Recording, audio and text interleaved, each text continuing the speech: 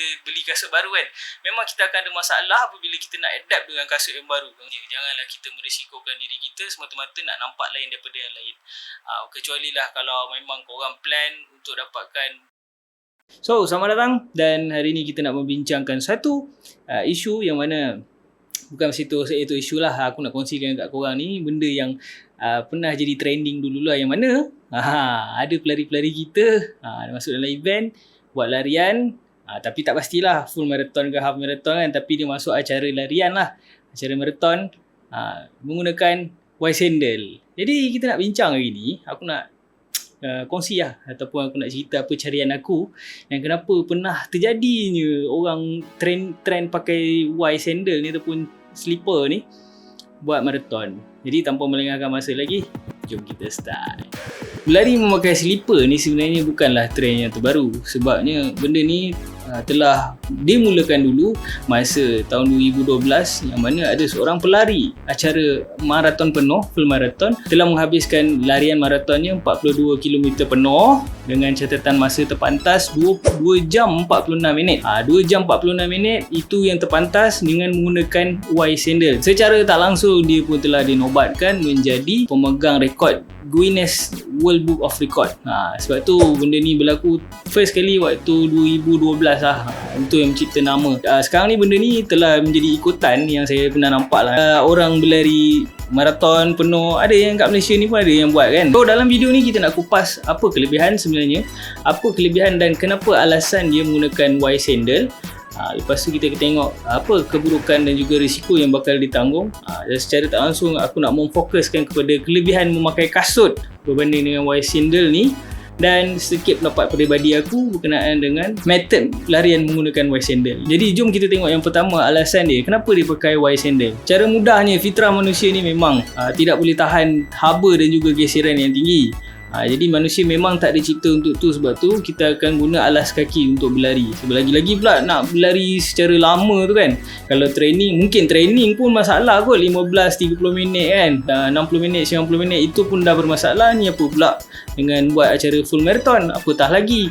Memang akan sedikit sebanyak akan bagi impak lah. Jadi yang pertama kita nak tengok kenapa dia menggunakan slipper. Alasan yang paling kukuh adalah dia menggunakan sandal ni sebabnya dia tak suka dengan kasut tu punya structure yang terlalu memegang kaki dia terlalu lama. Alasan dia simple macam tu. Ada orang memang tak suka pakai kasut terlalu lama sebab dia rasa kasut tu pegang, structure kasut tu pegang kaki dia terlalu lama dan dia akan jadi rasa rimas. Ramai je kalau kita tengok orang pemula-pemula lari kan, ataupun kita beli kasut baru kan, memang kita akan ada masalah apabila kita nak adapt dengan kasut yang baru. Kadang-kadang kita ada kena melecet, kadang-kadang kita akan rasa abrasion, geseran, ada yang kasut yang tak kena rasa panas kat tapak. Itu permulaan lah kita nak beradaptasi dengan kasut yang baru. Jadi alasan yang pertama dia gunakan adalah dia tak suka dengan structure tu. Alasan yang kedua pula kita nak tengok dia orang ni sebenarnya tak suka pakai kasut dan lebih prefer pakai sandal disebabkan breathability, pengudaraan untuk kaki dia.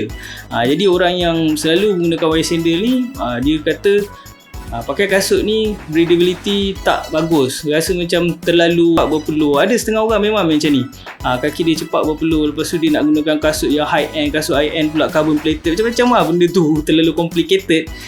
Jadi mungkin dia ambil jalan simple, yang jalan mudah, jadi pakai wide sandal. Wide sandal adalah structure dia memang terbuka, ada pemegang pembahagi ibu jari dengan empat jari yang lain semua terbuka, tak ada heel counter, tak ada tepi-tepi mesh knit ke apa, tak ada. Simple je. Dia akan buat pakai stocking, pakai wide sandal, ataupun nama lain dipanggil dekat US tu adalah flip flop. Orang yang dah menghabiskan larian ni nama dia Kit Levasseur. Okey, jadi itu saja dia punya alasan, dua je alasan. Alasan yang lain aku tak jumpa lah, sebab yang ni aku cari dalam carian internet. So benda ni dia start pada 2012 lagi. Jadi jom seterusnya kita tengok apakah keburukan ataupun kekurangan dan juga risiko yang bakal ditanggung kepada mereka-mereka yang pakai slipper ni, slipper ataupun wide sandal lah. Yang pertama, kaki kita akan terdedah kepada kecederaan. Kecederaan ni sebenarnya tidaklah limited kepada jenis kecederaan pada tapak kaki. Jadi kalau kita tak pakai kasut ni ataupun kita prefer nak pakai slipper, sebenarnya slipper ni memang akan menyebabkan kecederaan. Selain kita tengok, selain daripada kaki, dia akan memberi kecederaan kepada lutut. Dan juga anggota seterusnya lah ke atas lah, mungkin lutut, peha, pinggul, pinggang, dan juga postur struktur badan kita. Benda tu semua impacted. Sebabnya apabila kita berlari ni, berbanding dengan pakai kasut, kaki ni akan memberi hentakan kepada tar. Jadi wide sandal ni tak boleh mampu untuk menyerap dan mengurangkan daya hentakan tu. Jadi dia secara tak langsungnya bagi impact penuh kepada kita punya anggota badan yang lain. Ada gegaran kat situ. Jadi itulah keburukan dia. Yang tu risiko yang kena ditanggung kepada mereka yang memakai wide sandal lah untuk buat larian ni. Kasut ni dapat memberi kita lebih comfort dengan struktur dia yang bagus, dan juga dia punya features, ciri-ciri yang ada dengan teknologi zaman sekarang ni, dan memang boleh bantu kita untuk mengelakkan kecederaan macam ni. Okey, yang keduanya, sebenarnya wide sandal ni tak sesuai dan tak digalakkan, sebabnya kalau untuk orang yang fokus kepada larian dan ada nak meningkatkan dia punya prestasi kan, dia takkan dapat fokus kepada larian. Okey, contoh, kita ambil contoh mudah lah. Kalau kita nak berlari kan, kita nak berlari, sebenarnya kita nak kena fokus kepada kita punya larian dan juga kawalan pernafasan. Kalau kita pakai wide sandal, mungkin ada berlaku ketidakselesaan pada kaki kita. Jadi kalau dah tak selesa pada kaki, macam mana kita nak buat larian yang 30 minit, 60 minit, 90 minit kan? Kita tak dapat fokus lah kepada kita punya pernafasan, kawalan pernafasan. Risikonya adalah kita tak boleh nak fokus kepada kita punya larian. Dan secara tak langsung, sebenarnya kasut ni adalah benda yang paling sesuai sekali kita pakai. Sebab kasut sekarang ni dah ada macam-macam ciri-ciri khas. Ada kasut plush, ada carbon plated, ada yang trampoline effect, ada material macam-macam lah. Dah ada Randy kan zaman sekarang ni. Jadi kenapa kita tak nak pakai kasut? Kenapa kita nak pakai wide sandal? Poin yang ketiga, jom kita tengok kepada perbezaan badan kita, tubuh badan manusia ni. Macam mana kita nak adapt dengan slipper. Okey, sebab tu dekat sini saya nak fokuskan, kalau boleh janganlah kita follow trend ni, ataupun janganlah cuba berlari menggunakan slipper. Sebabnya tubuh badan kita ni berbeza-beza. Ada orang yang high up, ada orang yang larinya supinated, overpronation lah, macam-macam kan, yang ke kiri lah, yang alignment ke kanan lah, termasuk ke dalam lah kan. Ada yang high up, ada yang flat foot. Jadi kita nak ikut orang tu, kita mungkin tak sama. Mungkin kaki dia dah train kan, kaki dia dah sesuai dengan pakai slipper. Kita mungkin tak sesuai. Mungkin kepada newbie macam kita, please jangan follow benda-benda ni. Jadi sila pilih pakai kasut. Sebab kasut ni sekarang ni dah ada macam-macam ciri-ciri dan availability dia. Ada yang boleh bagi maximum cushion, ada yang boleh bagi performance, ada yang boleh bagi stability, dan macam-macam lagi lah. Jadi pilih kasut yang bersesuaian untuk session awak dan juga kesesuaian untuk jenis body awak, jenis badan awak macam mana. Otai-otai tu tak apa, sebab otai-otai mungkin dia dah training lama, kaki dia mungkin dah beradaptasi lama kan. Jadi mungkin juga dia orang boleh berlari tak pakai slipper, tak pakai kasut pun tak apa, kaki ayam je, barefoot je, mungkin boleh. Kita labur sikit modal ataupun cari kasut yang sesuai, yang bermodalkan rendah. Ada banyak dekat luar sana, ada yang jual second hand. Jangan merisikokan diri anda menggunakan wide sandal ni kerana ikut trend. Okey, sebagai pendapat saya, peribadi saya, kita ni dah berada dekat dalam zaman yang moden kan.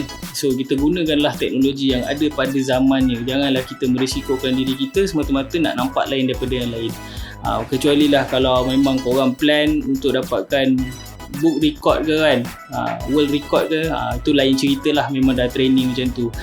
Dan ada juga macam pelik-pelik lah kita tengok dekat dalam acara marathon ni, coming ni kan, PBIM kan, Penang Bridge ni kan.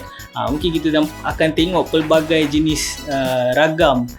Cuma itu terpulang kepada peribadi. Ada yang pakai busana, itu mungkin yang seronok-seronok sajalah, nak memeriahkan acara tu. Tapi dia mungkin tak fokus kepada dia punya larian.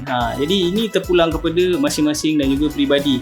Jadi sebagai nasihat, pesanan nasihat kepada anda semua, kita dah ada teknologi, pakailah teknologi yang ada pada zamannya. Jangan rasa macam nak lain daripada lain. Memang ada. Tahun ni punya Tokyo Marathon ada je orang lari pakai terompah. Kalau korang tengok lah, ada yang viral sekali kan.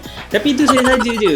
Kita tak sama dengan dia. Dia mungkin boleh adapt, dia boleh tahan. Dan kita tak tahu apa yang telah dia hadapi selepas daripada marathon dia. Mungkin kaki dia dah out terus kan. Jadi akhir kata daripada saya, tolonglah jangan pakai benda yang pelik-pelik semata-mata untuk dapat attention daripada orang lain. Yang penting kita berlari untuk sihat, kita berlari untuk atasi emosi kita, kita berlari untuk training dan juga beat kita punya performance yesterday dan macam-macam lagi alasan. So sebab itulah pentingnya kasut ni dalam arena running, jogging dan juga sama waktu dengan ni. Siapa-siapa yang pakai wide sandal kat luar sana, jemput komen apa pendapat korang dan juga apa alasan korang pakai wide sandal. Mungkin boleh menambah ilmu pada kita semua. InsyaAllah kita berjumpa lagi on the next video. Allahumma salli ala Sayyidina Muhammad. Assalamualaikum. Ciao.